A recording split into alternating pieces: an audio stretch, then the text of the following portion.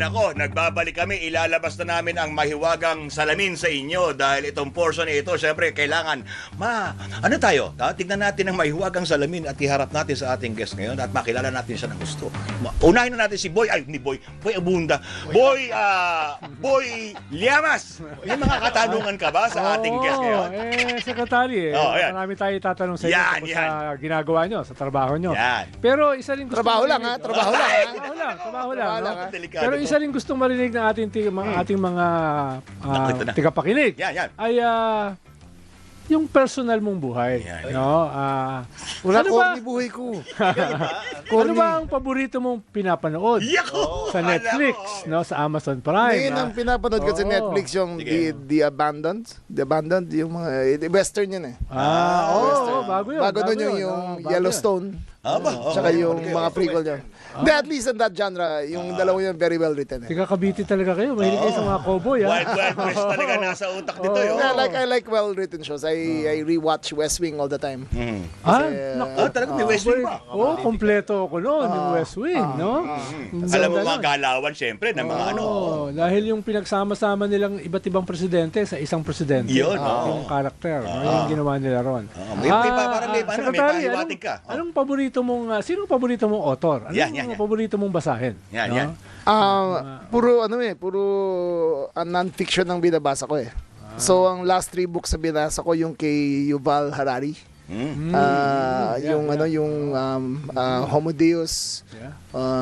Yung tatlong libro niya. Maganda yun. Oo. Hindi pa nabasa ni Michael yun. Hindi pa. Ako puro fictional characters lang nasa utak ko. Pero yung ibig sabihin, touch base ka sa realidad. Oo naman. Yung lahat kami magkakapatid kasi are very well read. Dahil nanay ko nung bata pa lang kami. Sinasabi, anything you can get your hands on, you read. So, bata pa lang kami, basa na kami ng basa talaga. Secretary, paano ka nag-relax? Yan. No? Anong ginagawa mo sa downtime mo? Yan. Well, I'm home every day by 4. Tapos, ayun, magbabasa na ako. Sa umaga, nagigising ako ng mga 3:30, 4. Workout ako ng alas 5. Tapos, hanggang alas 7. Tapos, diretso na akong trabaho. Ano ba ang paborito mong sports? Dati, basketball. Dati, golf. Pero hindi ako makalaro. Tanda na ako eh. I'm 58. Hindi. I don't have time. I used to play golf a lot, pero tumigil na rin ako. I'm 58, yung natatakot na ako sa injury. Diba? So, nag-spinning na ako. Konting boxing, konting shooting lang. Pero, you have to get, diba, may intimations of mortality ka na basta gantong edad eh, diba? Noong 2015, nagkaroon kami ng liga sa Malacanang eh. Mga cabinet secretary. Marami na pala yan. Daming injured. Daming injured. ACLC, ba yung... Isang Tiga Cavite, no? Nabalian, no? Oo, diba? Si June, secretary no? si June Abaya. No? Pero, kahit sa education, diba, si Brother Armin, diba, Armin, ACLC siya, diba? yung mga general din, no? Pero ang pinakamatindi ron, yung presidente. Bumagsak, may sumahod. May sumahod Secretary sa for ano yun? For political affairs. Basag yung kanyang salamin. Yun.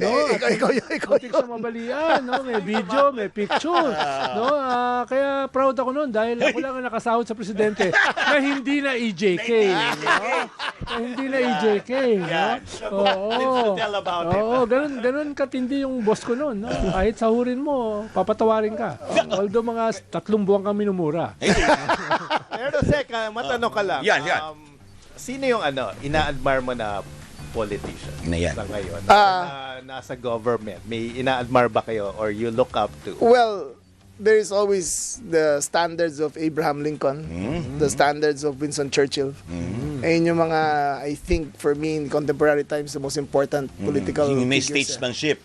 Not only that, they had a sense of nationhood, they had a sense of duty, they had a sense of country, keen sense of history, and they did whatever it took to keep their country together.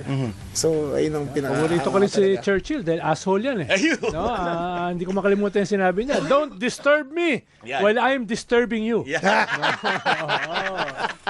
Yan yung mga leader, di ba? Parang heckler lang. Hindi tumatanggap ng kahit anong BS. Ako, 2 questions. First question, sex or chocolates? Gulat ako ron. Kaya nga, ako rin nagulat ako sa tanong ko. Ano nga? Sagot muna. Para may second question. Nung bata ako, sex, pero yung matanda na ako, chocolate. Napapahiya na eh. Kitang-kita mo yung mga thought bubbles. No? Hindi na kailangan sumagot eh. Chung! Akala ko nga madadaan ko sa gulatan, di ba? Gulatan. O, second question, ito, medyo seryoso ng konti. Anong idea mo of nationalism at kailangan pa ba ito ng mga Pilipino ngayon? Ano yan eh, I'm very involved in sports. Nakikita mo naman basta yung mga Pilipino, pinapanood ng kapwa Pilipino. And they cheer for the country. Oo, And nga pala, they ngayon, wave dami the nating flags. ginto. Diba? They're very proud. The Filipinos love the Philippines. They just don't love their government. Yes. Oo. So I think the greatest sense of nationalism is for you to serve with all fidelity for the interest of the people. Ayun ang kulang sa atin. Minsan, nakakaiyak ka pa nga pag nakita mo na nanalo Pilipino eh. Kasi lahat, Oo, they cheer us one. Oo, grabe. Pero pagdating sa leaders natin, laging cynical ang mga tao natin. Because they want to see that transformative leadership.